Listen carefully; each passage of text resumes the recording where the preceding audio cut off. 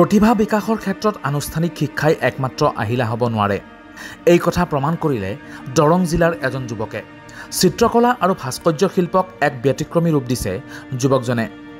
যুৱকজনৰ নাম জেহেৰুল হক। দৰং জিলাৰ ডুমৰিচুকীৰ জেহেৰুল হকে কাঠেৰে প্ৰস্তুত কৰে 3D আৰ্ট। নমস্কাৰ, মোৰ নাম জেহেৰুল হক। এইটো আৰ্ট কৰিছিল বহুত আগতে, মানে কোনোবা এনেকুৱা দেখিছিলোঁ মই অসমত কৰিছিল বাৰু, কিন্তু এতিয়া বৰ্তমান অসমত এনেকুৱা ধৰণৰ কোনো কৰা নাই, মানে কাঠত কাটি বা এনেকৈ। বৰ্তমান অকল মেটেৰিয়েলটোৰ ওপৰত কালাৰবোৰ অলপ চেঞ্জ কৰিব বিচাৰিছোঁ। বেকগ্ৰাউণ্ড কালাৰ বেলেগ, চাৰ্টৰ কালাৰ বেলেগ, এতিয়া বৰ্তমান এটা কালাৰ হৈ আছে। এনেকুৱা ধৰণৰ কৰিব বিচাৰি আছোঁ। অলপমান মানে পইচাৰ প্ৰয়োজন হয় এইটো বস্তু গোটেইখিনি কৰিব, আৰু মোৰ বেলেগ কাম যিহেতুকে নাই, ইয়াৰ পৰাই মই গোটেইখিনি কৰোঁ। জেহেৰুল হকে সৰুৰে পৰা আৰ্টৰ প্ৰতি আগ্ৰহী আছিল যদিও কোনো আনুষ্ঠানিক শিক্ষা গ্ৰহণ কৰা নাছিল। তেওঁ আৰম্ভণিতে পেঞ্চিল আৰ্ট কৰিছিল, পিছলৈ ইউটিউবত চাই কাঠৰ 3D আৰ্ট আয়ত্ত কৰিছিল। না, মই আৰ্ট ক'তো শিকা নাই। এই আৰ্ট মই অনলি ইউটিউবত চাই কেনে এটাৰ পৰা। পেঞ্চিল আৰ্টটো ক'তো শিকা নাই। মই চব ষ্টাৰ্ট কৰিছিলোঁ, মই ক্লাছ মানে সৰুৰ পৰাই কৰোঁ, আৰ্ট বহুত ভাল পাওঁ, কিন্তু মই পৰ্ট্ৰেইট কৰিছিলোঁ 11ৰ পৰা ষ্টাৰ্ট কৰিছিলোঁ। মই ক্লাছ 11ৰ পৰা মানে পৰ্ট্ৰেইট ষ্টাৰ্ট কৰিছিলোঁ, তাৰপিছত লাহে এনেকুৱাকৈ আৰু।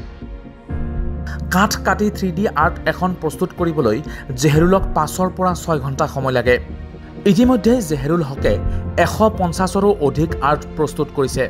3D আৰ্ট প্ৰস্তুত কৰি জেহেৰুলে বহুতক উপহাৰো দিছে। সামাজিক মাধ্যমত জেহেৰুলৰ জীৱন্ত ছবি দেখি বহুতেই নিজৰ ফটো বনাবলৈ অৰ্ডাৰো কৰে। সামাজিক মাধ্যমত জেহেৰুল হকৰ কামক সকলোৱে প্ৰশংসা কৰাৰ উপৰিও আঁকোৱালিও লৈছে। প্ৰথমতে মই পেঞ্চিলেৰে আঁকিছিলোঁ। পেঞ্চিল আৰ্ট সেইটো কমন হৈ গ'ল, মানে চবেই কৰা হ'ল এইটো বস্তু। এতিয়াও মানে প্ৰায় কমনে আৰু পেঞ্চিল আৰ্ট। মই এইটো অকণমানি মানে মই ভাবিছোঁ মই অকণমানি বেলেগকৈ কৰোঁ। মই বাহিৰত দেখিছিলোঁ, মানে ইউটিউবত বা এনেকৈ ইনষ্টাত দেখিছিলোঁ বাহিৰৰ মানুহ কৰে। ময়ো এনেকৈ ট্ৰাই কৰিলোঁ, সৰুকৈ কিবা এটা আনি লৈ কেনে এনেকৈ কাটি কেনে বহুতখিনি মানে ইমপ্ৰুভ কৰি তাৰপিছত এতিয়া বৰ্তমান এইখিনি হৈছে আৰু। এইবোৰ কাঠৰ বৰ্ড হয়। এইটো মই বাহিৰৰ পৰা আনিব লাগে, ডাঙৰ চিট পায়। এইবোৰ কাটিং কৰি আনি ইয়াতে তাৰপিছত সেইখন ওপৰত প্ৰথমতে পেঞ্চিল আঁকিব লাগিব, গোটেইখিনি বস্তু চকু হওক বা গোটেইখিনি বস্তু এনেকৈ আঁকিব লাগিব। তাৰপিছত সেইটো কাটিং কৰিব লাগে। কাটিং কৰাৰ পিছত কালাৰ থাকে, তাৰপিছত আকৌ চিপকাব লাগে, এনেকৈ আঠা লগাব লাগে। ইয়াতে প্ৰায় মই এদিনত যদি ৰাতিপুৱাৰ পৰা কৰোঁ, তেতিয়া এদিনত 2খন বনাব পৰা যাব আৰু। প্ৰায় এখনত 5ৰ পৰা 6 ঘণ্টা টাইম লাগি যায় এখনত। দুটা পাৰ্ট থাকে। ওপৰখনত মই আঁকি লৈ কাটি কেনে তাৰপিছত তলত এখন পাৰ্ট থাকে, সেইখনত মই আঠা লগাই দিওঁ। জেহেৰুল হকে আকাৰ অনুযায়ী এখন আৰ্ট বনোৱাৰ বাবদ 1000ৰ পৰা 2000 টকালৈ মাচুল লয়। ইতিমধ্যে জেহেৰুল হকৰ হাতৰ পৰশত প্ৰাণ পাই উঠিছে বিভিন্নজন গণ্যমান্য ব্যক্তিৰ ছবি। তেওঁৰ কামবোৰ আৰু অধিক অত্যাধুনিক কৰি তুলিবলৈ ঘৰতে এটা ষ্টুডিঅ' নিৰ্মাণ কৰি আছে। উচ্চতৰ মাধ্যমিক পৰীক্ষাৰ পিছত আনুষ্ঠানিক শিক্ষা বাদ দি জেহেৰুল হকে আৰ্টকে নিজৰ পেচা হিচাপত বাছি লয়। হয়, মই অৰ্ডাৰটো কৰোঁ বাৰু। অৰ্ডাৰ আহে।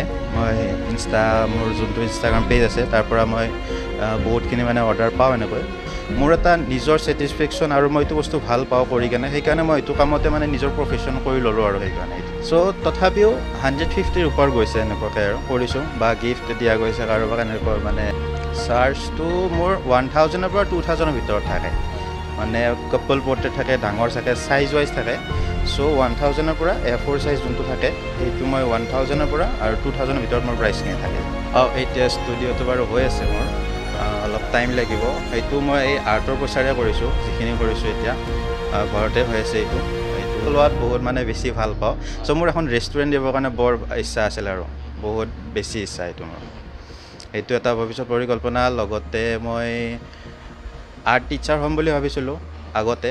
আছোঁ বাৰু, কৰি আছোঁ, কেইজনমান ষ্টুডেণ্টক শিকাই আছোঁ। চাওঁ ডাঙৰ স্কুলত কি কৰিব পাৰি।